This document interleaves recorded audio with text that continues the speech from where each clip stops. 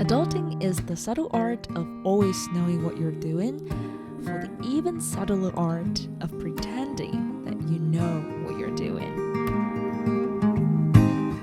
Adults are not merged, they are made.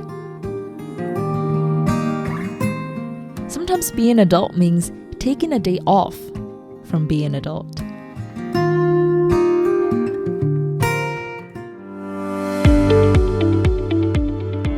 Welcome to another episode of the Toolkit for Quarterlife podcast. I'm your friend Kitty, as in Hello Kitty. Here you'll find all the tools you need to go through the quarter-life crisis. Let's make these years count.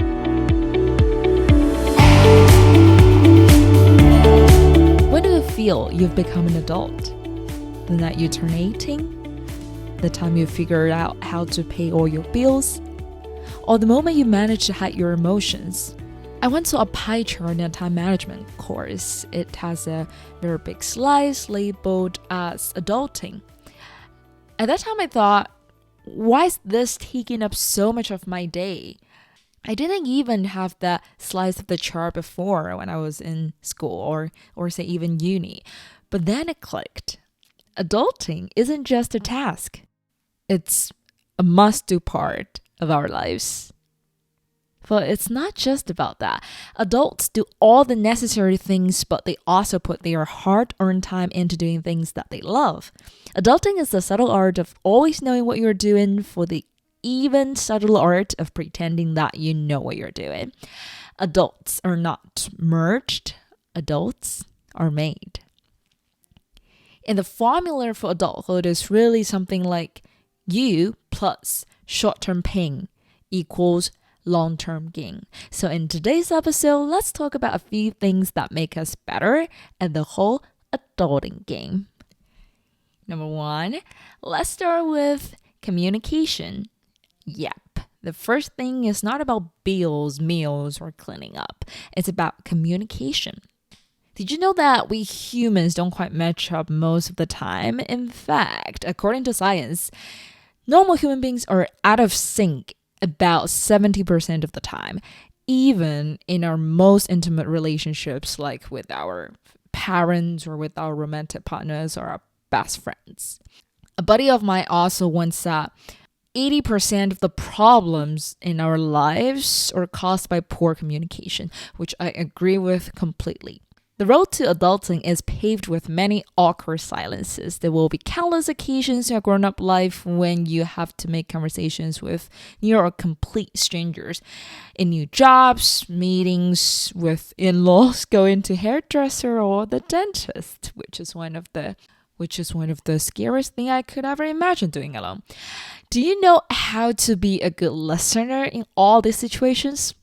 Are you able to be someone who's not just a master of all the techniques of like nodding or repeating the keywords, but someone who genuinely is interested in hearing other stories and understand others' emotions and feelings?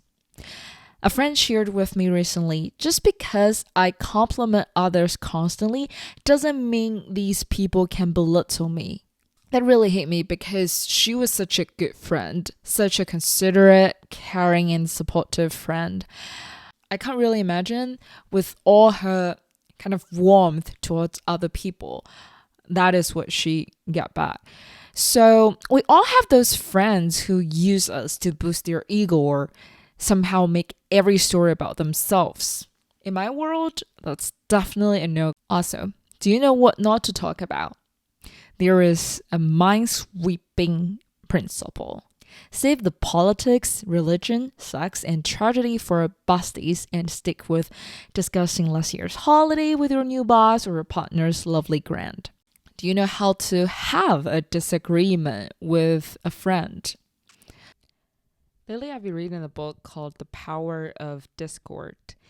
And it talks about an interesting fact that in so many cases, we try very hard to avoid any form of conflict. While if you're willing to resolve this conflict proactively, if you're willing to communicate effectively, it will help us strengthen our bond and strengthen our relationship.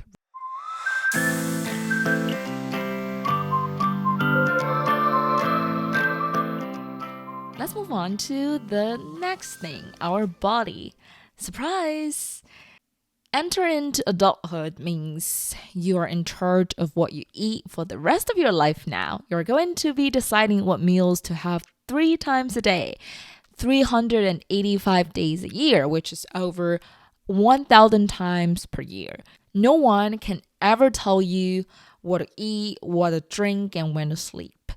So the challenge and opportunity of adulting lie in making decisions that benefit your body both now and in the future. I won't talk too much about it in this episode because it's definitely something that's worth a much longer discussion. But the thing is, always remember that our body keeps the score. Okay, let's move on to the next one. Friendship. There are several learnings that I've had from the relationships in my adulthood. One of the most important things is to take the initiative and make plans. Have you ever felt that it's so hard to make new friends after you graduate? Have you ever felt that your social life is in a rut? Instead of waiting for someone else to make plans, why not be the one to reach out? There needs to be someone to reach out in any kind of friendships, right? So why not you? Hosting an event can be a great way to reconnect with your friends and also have some great memory. I mean, there was a time when I invited a friend to my place for dinner and I was trying to cook curry. When she walked in, she thought my flat was on fire. I was very glad we also ordered takeaway that day. It should be very simple. Just text them. Do you want to meet this weekend? Do you want to meet this month? Anything to catch up? If there's someone that you value, you will find time for them and they will find time for you. Also, it's important to learn how to be a good host, which is definitely something that I'm working on. A good host ensures comfort for their guests. They offer a drink selection, a soft drink, an alcoholic option, and a hot beverage, which is simple but effective. If you've got some nibbles displayed in bowls for snacking, you're already doing great.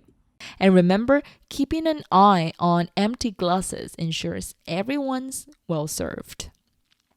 Another important lesson in friendships is that don't expect too much from your friends. One of the primary mistakes I've made before in friendships is to expect too many things from one single friend. Every single friend. Sometimes we want them to do things together with us, offer companionship. Sometimes we want them to offer guidance to us, to be our guru.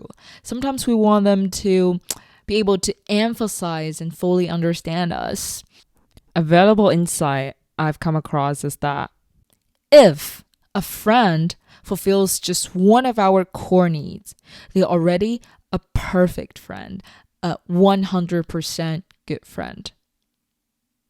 Because for this friend, you might see her as someone who can go shopping with you. For that friend, you might see her as someone who can talk to when you're down. For this friend, you might see her as someone who get all your humor and can always laugh together. Then it's already more than enough.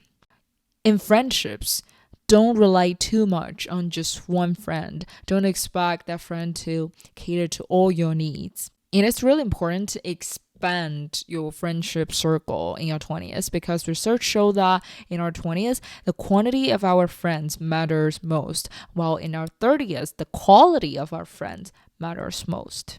Another insight is really a hard one. That is knowing when to let go. It's a hard truth, but not all friendships are meant to last forever. Instead of holding on to past ties, sometimes it's healthier for both sides to accept that people just grow apart. It's a natural part of life and a natural part of adulting. As we change, so do our relationships. I've always appreciated the saying, friends come into our lives for a reason, a season, or a lifetime. The challenge lies in understanding which category they fit into. Embracing change and letting go when it's time can save us a lot of heartaches.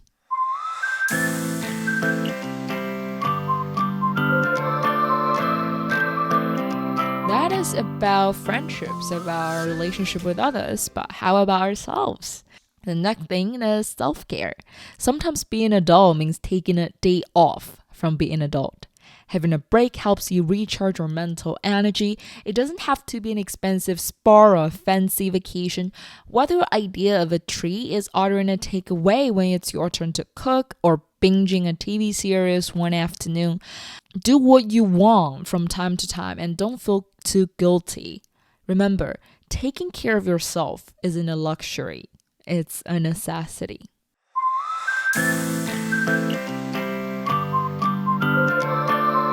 The next bit is relatively more serious. That is your money. Yes, our personal finance matters and it will be both the key and the barrier to a lot of what we want to do in the future. So let's start with savings, shall we? Here's a very simple formula. Your capital equals what you've learned plus what you've spent. Savings is always about having an end goal inside. Okay, I need to save for that house, I need to save for that car, I need to save for that brand bag or things like that. I tend to think of it more like a mindset, a habit. So there was a time when I determined to go minimalist, and my father said if rich people stop buying stuff, it's minimalism. If I stop buying stuff, it's called being poor. That makes sense, I thought. So I didn't end up going to that extreme, but saving is always a good thing. And I'm Taurus, which is an advantage because the action of saving itself makes me feel happy. And 22 months after I started my first full-time job, I saved enough money to pay for a master's degree in an Ivy League university, and it fulfilled the dream that I've always had since childhood. That's the first time I learned the magical power of saving. And more practically speaking, there were 2 pots of gold everyone should aim to have. The first part is your emergency fund.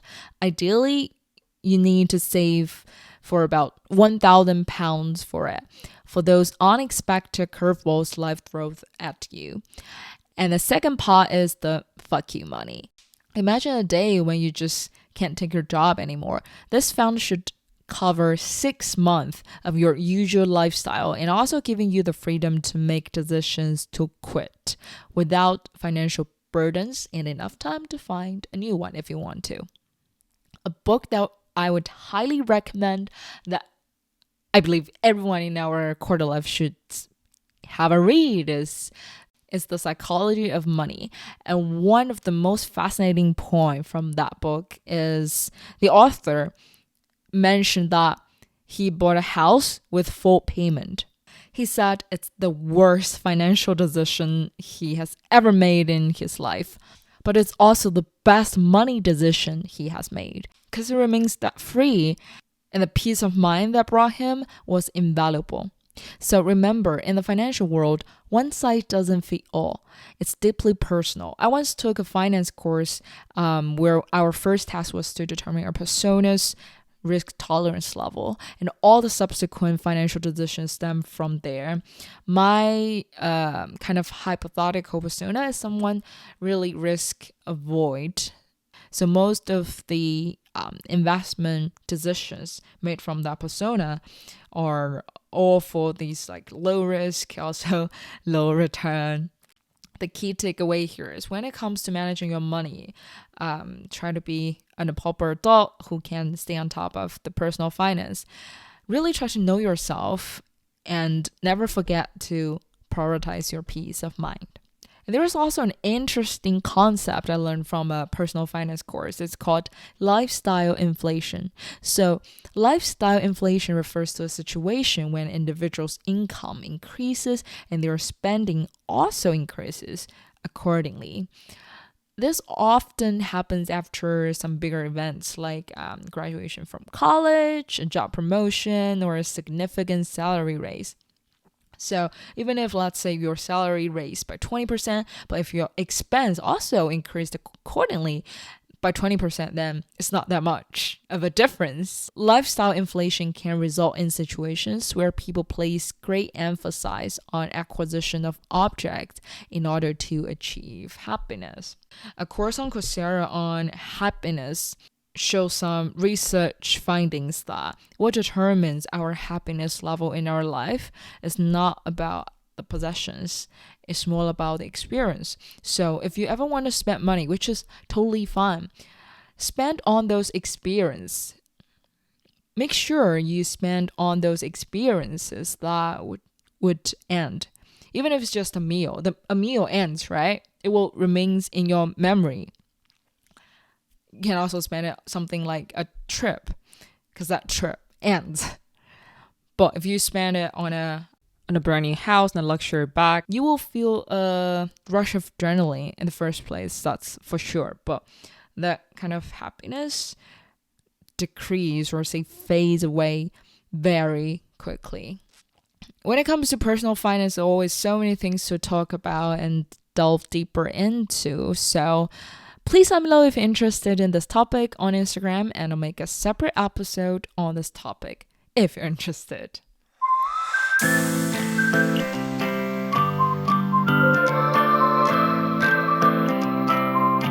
And now let's move on.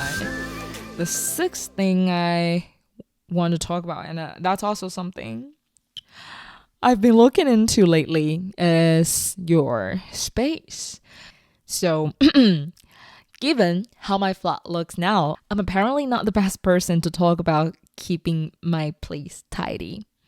When many argue that our physical environment mirrors our mental state, I found it more nuanced than that. I recently tuned in a podcast by Mel Robbins about the art of tidying.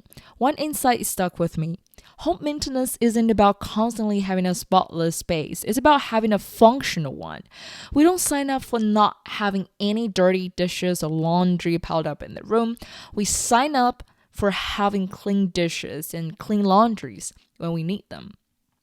It's not about perfection. It's about practical use. So all the chores in our household is always a cycle. It's not static, right? So as long as you can get what you need and you're happy with the current cleanliness level, you're good to go. And on top of that, add some sense of ceremony into your daily life is also a great way to bring more joy. It doesn't have to do with how many things you own or how big your place is. When I lived in the 9 square meter room in London, it still felt like home. It still felt really cozy because everything in that room, the plant on the windowsill, the book on the nightstand, and the stickers on the wall, they are all meaningful to me, and they are there for a reason. So at the heart of it, creating your space isn't about amassing a collection of the finest decor or the trendiest furnishings. It's about curating a space that allows you the freedom to indulge in what you love while efficiently managing the must-dos. True adulting, in essence, balances passion with responsibility.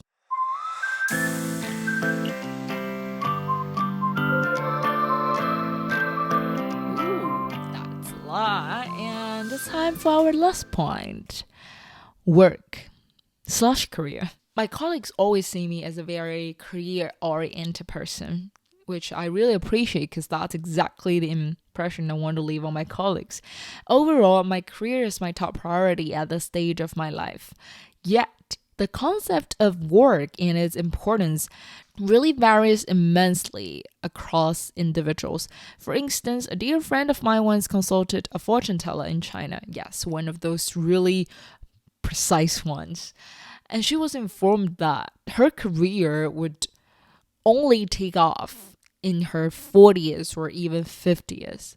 So equipped with that perspective, as she navigates her 20s right now, she's very comfortable focusing on her personal relationships and even contemplates starting a family earlier than most people because she knows it's not time for her career, things like that. So the thing here is there is no universal roadmap for our careers. There is no one-size-fits-all trajectory. And for those who have read the book, The Defying Decade, I really don't think we should hurry too much in our career as well and put too much pressure on ourselves on beliefs like, oh, if I can't make my career really great in my 20s, I can't be successful in career in my entire life. I think that's a really negative way to look at it. And I don't buy into that. And also, with the ever-changing dynamic of the modern world, many are gravitating towards freelance roles or carving out independent path as content creators, like what I'm doing right now. And I often get the question, do you ever see yourself as a full-time content creator? My answer right now, nah. For me, stepping into the traditional workspace serves as a bridge that connects me to the diverse people and experiences to the real world. Post-academia, it becomes a vital conduit for me to the outside world. And additionally, there is an undeniable thrill in navigating all the challenges the corporate world throws my way right now. And when it comes to content creation, it often hinges on thinking about all those real life experience, right? So without all these events in my daily life, what stories would I tell in my content creation? And in the grand scheme of things, the essence of work boils down to individual choices. Whether you are very passionate about your job right now, you're the person who posts 3 times on LinkedIn, or you simply see it as a means to an end, as a way to pay your bills and also give you a great work-life balance so you can focus on your real passions. Both are very valid approaches. You do your job, but you own your career.